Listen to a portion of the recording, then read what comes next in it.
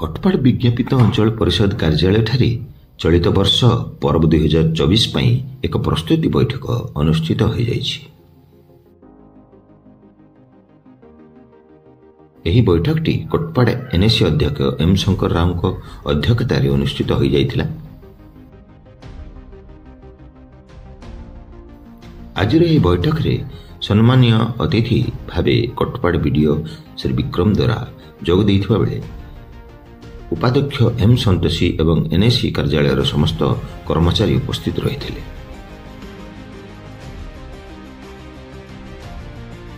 विशेषकर एही बैठक रे कटपाड़ सहर वरिष्ठ बुद्धिजीवी आईनजीवी समस्त राजनीतिक दल नेतृवृंद सह कटपाड़ एनएसी रही समस्त स्कूल कॉलेज शिक्षक एवं कटपाड़ सहर वरिष्ठ कलाकार समूह ए बैठक रे उपस्थित रही।